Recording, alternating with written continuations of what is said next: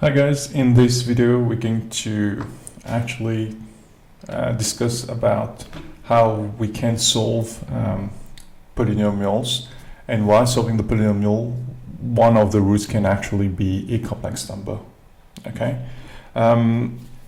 so what we need to understand is that, or what we need to remember is that if one of the roots of a polynomial is a complex number, we can automatically actually figure out what the other root will be. Why is that? It's because roots exist in conjugate form, meaning if one of the complex roots is 1 plus 2i, automatically the other complex root will be 1 minus 2i. So they always occur in conjugate form. So if we look at the question on the board right now, they're telling us that one of the roots is 3i. So automatically we know that the other root will be minus 3i. And to solve this question, we're going to actually use a method where we're working backwards from the roots. And before I actually show you how to apply it to this question, we're going to explore it with a simple example. So let's say we have x squared minus 3x plus 2, and we are solving this. If I have to factorize that, I get minus 2 minus 1, and you know the technique. If you multiply the two numbers, you should get this one. So minus 2 times minus 1 gives you 2, and if you add, you need to get the middle number. So minus 2 plus minus 1 is minus 3. So this one solves to x equal to 2 and x equal to 1, which are the roots. Given the roots, I can work backwards. So what do? I do x minus the first root, and then x minus the second root equal to 0. And then you expand, you get back the original equation. So that's what we're going to try doing here. We're going to work backwards from the roots. So one of the roots is 3i here. The other root will be minus 3i. Okay, so as an equation, okay, we're going to have x minus 3i, and then x minus 3i. Okay, these will be the two roots we get. Okay, using the same logic we explored over there. X minus the first root, x minus the second root. And then for the third root, we don't know what it's going to be. I'm just going to call it x minus z1 because we don't know what it is. And then this is equal to fx, the polynomial. All right. Now, if I expand these two, what happens? So this is x minus 3i, this is x plus 3i, and this is x minus z1 is equal to fx, which is x cubed minus 3x squared plus 9x minus 27. These two, if I multiply, I get x times x squared, x times 3i, 3xi, minus 3i times x minus 3xi, minus times plus minus 9i squared. X minus z1 is equal to the expression which we have here. So this cancels out, you get x squared minus 9, I squared is minus 1.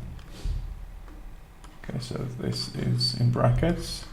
X minus z1 is equal to x cubed minus 3x squared plus 9x minus 27. And this is actually x squared plus 9. After that, we simplify. Okay, so this is the expression we get. Plus 9x minus 27. Now, our aim is to find the other roots. We've already found one of the roots because we know it exists as conjugate, so minus 3i is the other answer. Now we're trying to get the third root, which is z1. So from the equation itself, x minus z1 will be x cubed minus 3x squared plus 9x minus 27 divided by x squared plus 9. So what do we need to do? We need to actually divide the polynomial by x squared plus 9.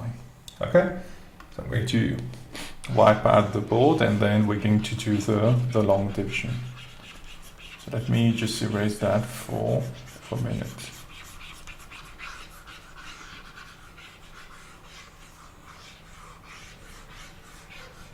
All right, so we need to do the long division.